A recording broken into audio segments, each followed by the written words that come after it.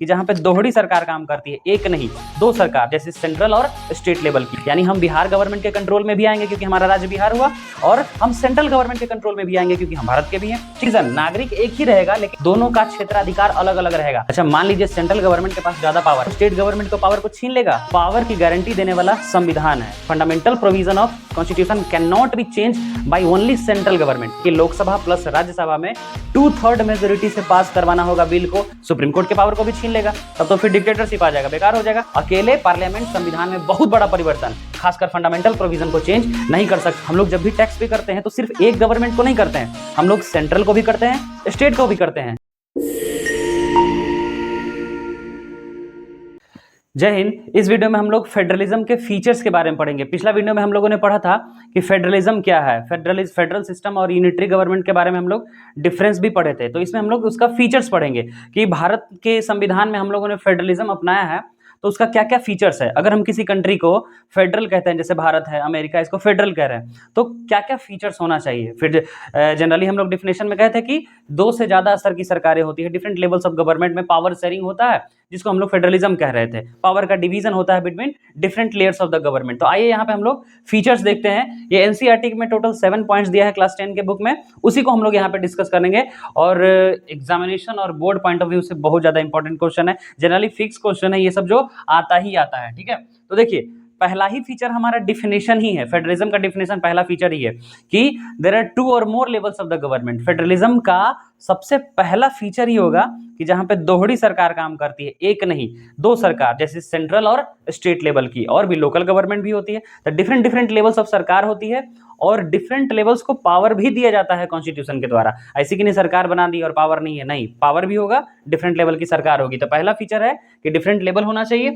दूसरा, same citizen and different jurisdiction. दूसरा feature है कि देखिए अगर डिफरेंट लेवल की सरकार है तो क्या लोग भी डिफरेंट है, मतलब लोग तो वही रहेंगे, लोग डिफरेंट नहीं है। अगर मान लीजिए सेंट्रल गवर्नमेंट है, यानी भारत की सरकार है और हम बिहार के हैं, तो हमारे यहाँ बिहार की सरकार भी होगी। तो दोनों सरकार क्या अलग अलग नागरिकों पे शासन करेगा? नहीं, ऐसा नहीं है। दोनों सरकार जो है वो एक ही नागरिक पे शासन करेगा। यानी हम बिहार गवर्नमेंट के कंट्रोल में भी आएंगे क्योंकि हमारा राज्य बिहार हुआ, और हम सेंट्रल गवर्नमेंट के कंट्रोल में भी आएंगे क्योंकि हम भारत के भी हैं। ठीक है, वैसे ही 28 राज्य है तो 28 स्टेट गवर्नमेंट है, तो क्या अलग अलग नागरिक है? सब वही नागरिक है। सेंट्रल गवर्नमेंट सारे राज्यों के लिए एक है और स्टेट गवर्नमेंट अलग अलग है। तो same citizens and different jurisdiction. Different jurisdiction मतलब होता है क्षेत्राधिकार, power of the government at different level. जैसे सेंट्रल गवर्नमेंट और स्टेट गवर्नमेंट को दोनों शासन एक ही नागरिक पे करेंगे, लेकिन दोनों का पावर अलग अलग रहेगा, शक्ति अलग अलग रहेगा। जैसे अगर मान लीजिए सेंट्रल गवर्नमेंट कानून बनाता है तो उसका अलग टॉपिक होगा, स्टेट गवर्नमेंट कानून बनाएगा तो अलग अलग टॉपिक पे होगा। State government generally local importance पे कानून बनाता है, सेंट्रल गवर्नमेंट जो है वो नेशनल इंपॉर्टेंस, जैसे आर्मी, डिफेंस, बैंकिंग, रेलवे, इन सब चीजों पे कानून बनाता है सेंट्रल गवर्नमेंट जो नेशनल इंपॉर्टेंस के, या फॉरेन अफेयर्स, विदेशी संबंध, हमारा दूसरे देशों से कैसा रिश्ता होगा, क्या संबंध होगा,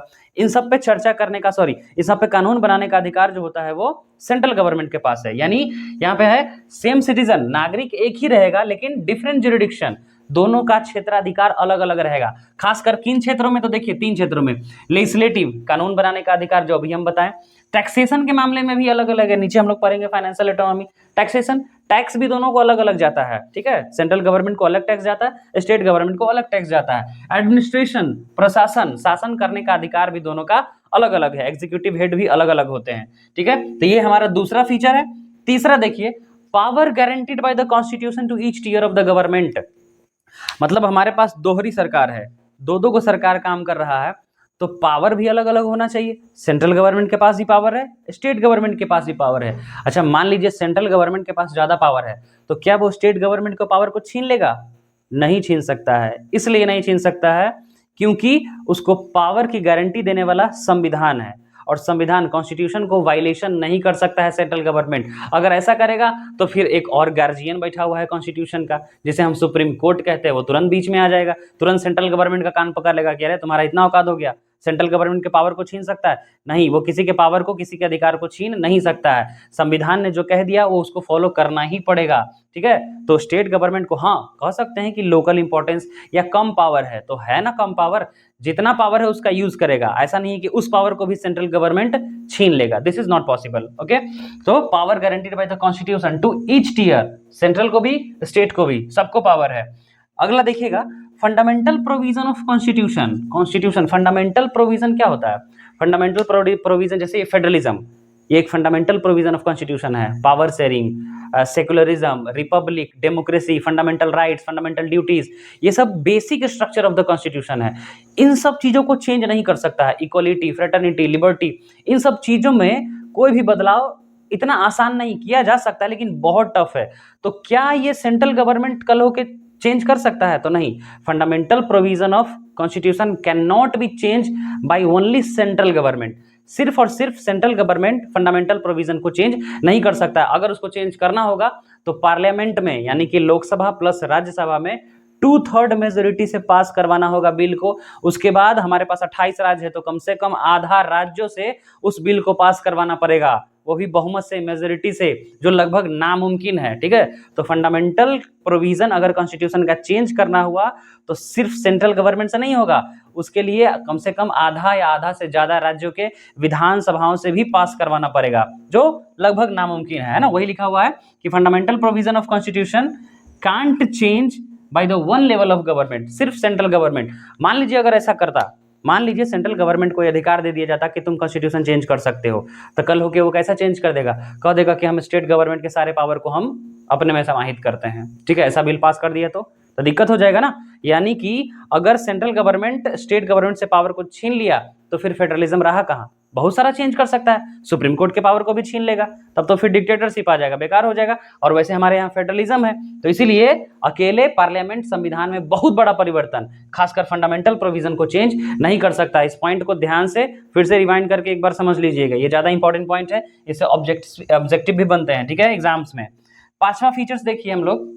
पांचवा feature, courts have the power of interpretation, ठीक है। मतलब कि बीच बचाव, दखलंदाजी करने का अधिकार किसके पास है? कोर्ट के पास है, सुप्रीम कोर्ट के पास है।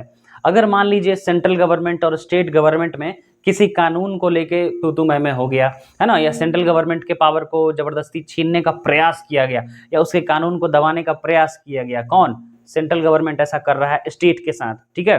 तो इस मामले में ऐसा थोड़े कि स्टेट मुंह ताकेगा, वो तुरंत चला जाएगा guardian of constitution, that is supreme court. तो सुप्रीम कोर्ट के पास चला जाएगा और सुप्रीम कोर्ट तुरंत एंट्री लेगा, है ना, और स्टेट गवर्नमेंट को मना कर सकता है ना। हालांकि कोई जरूरी नहीं कि मना ही करे, अगर बहुत बड़ा टॉपिक है, जैसे कंकरेंट लिस्ट है, हम लोग आगे पढ़ेंगे लिस्ट के बारे में, अगर बड़ा टॉपिक है, नेशनल लेवल का टॉपिक है, तो जनरली सुप्रीम कोर्ट हमेशा सेंट्रल गवर्नमेंट के पक्ष में फैसला सुनाता है ना। लेकिन अगर छोटा मोटा भी बात हुआ, छोटा मोटा कोई केस हुआ या कोई कानून भी हुआ, तो उसमें सेंट्रल अगर स्टेट के साथ मनमानी करता है तो फिर बीच में बीच बचाव करने के लिए कोर्ट को आना पड़ेगा, है ना, सुप्रीम कोर्ट। सो कोर्ट है power of interpretation, that is जब भी सेंटर और स्टेट में वर्सेस होगा तो कोर्ट बीच में आके बीच बचाव करेगा, ठीक है। अगला छठा पॉइंट देखिएगा, फाइनेंशियल ऑटोनॉमी। फाइनेंशियल ऑटोनॉमी का मतलब ही होता है आर्थिक स्वायत्ता। आर्थिक स्वायत्ता का मतलब होता है कि पैसे के मामले में हम स्वतंत्र हैं, मतलब सेंट्रल गवर्नमेंट भी स्वतंत्र है, उसके पास भी अपना पैसा होता है, अपना बैलेंस होता है, और स्टेट गवर्नमेंट भी स्वतंत्र है, उसके पास भी अपना बैलेंस है। ये बैलेंस अपना आया कहाँ से? तो जो हम लोग टैक्स पे करते हैं। ध्यान रखिए, हम लोग जब भी टैक्स पे करते हैं तो सिर्फ एक गवर्नमेंट को नहीं करते हैं, हम लोग सेंट्रल को भी करते हैं, स्टेट को भी करते हैं। जैसे कोई फोन खरीदिए या फिर कोई बाइक खरीद लीजिए, कोई गाड़ी खरीदिए, तो देखिएगा जब भी उसमें बिलिंग होता है, उसका बिल बनता है, तो उसमें ऑलरेडी मेंशन होता है कि सेंट्रल गवर्नमेंट है या फिर state government, that is CGST और एसजीएसटी। मतलब इन दोनों को टैक्स पे हम लोग करते हैं, वो मेंशन होता है उस बिल में। यानी हम लोग टैक्स देते हैं तो दोनों को जाता है ना, सेंट्रल सीजीएसटी यानी सेंट्रल गवर्नमेंट भी टैक्स लेता है, और एसजीएसटी स्टेट गवर्नमेंट भी टैक्स लेता है। यानी टैक्सों का बंटवारा वो लोग आपस में करते ही करते हैं, टैक्स हम लोग को दोनों को पे करना पड़ता है ना। तो फाइनेंशियल ऑटोनॉमी हो गया ना, ऑटोनॉमी मतलब स्वायत्ता, हम स्वतंत्र हैं। Source of taxes, source of tax के मामले में कि भाई टैक्स अगर आता है तो सिर्फ अकेले सेंट्रल नहीं रखेगा, स्टेट भी रखेगा, ठीक है। और लास्ट है ऑब्जेक्टिव। देखिए ऑब्जेक्टिव का मतलब होता है कि भाई हम लोग क्यों फेडरलिज्म अपनाए हैं, what is the reason behind that, क्यों, रीजन क्या है? तो रीजन है टू प्रमोट, मेन रीजन यही है, unity of the country, Bharat के एकता को बढ़ावा देना, बस भाई भारत डाइवर्सिटी वाला कंट्री है, जितना जहाँ इतने जाति धर्म के लोग रह रहे हैं, इतने राज्य है, इतने भाषा बोलने वाले लोग हैं, तो सबको पावर देना जरूरी था। ऐसा तो नहीं है कि अगर एक को पावर दिए और दूसरा को नहीं दिया तो नाराज हो जाएगा। फिर याद है श्रीलंका वाला केस, पावर शेयरिंग में आप लोग पढ़े होंगे कि श्रीलंका में हालत खराब हो गया था, सिंहला वर्सेस तमिल हुआ था, जहाँ पे सिंहला को ज्यादा वैल्यू मिल गया और तमिल को नेग्लेक्ट कर दिया, तो संघर्ष हो गया। वही बेल्जियम में देखिए, बेल्जियम ने कहा कि नहीं भाई, फ्रेंच और डच दोनों को हम वैल्यू रखेंगे, सबका बराबर अधिकार रहेगा, तो कोई संघर्ष नहीं हुआ। तो इसीलिए हमको सबको लेकर के चलना होता है। फेडरलिज्म का मतलब ही है कि भाई डेमोक्रेसी को प्रमोट करना है, इक्वलिटी को प्रमोट करना है ना। तो लास्ट पॉइंट ऑब्जेक्टिव है कि फेडरलिज्म क्यों अपना है, to promote the unity diversity of the country, है ना। भारत के एकता और अखंडता को बनाए रखने के लिए फेडरलिज्म को अपनाना जरूरी था। तो ये टोटल 7 पॉइंट्स है, उम्मीद है कि आप लोग समझ गए होंगे। अब हम लोग मिलते हैं अगले वीडियो में।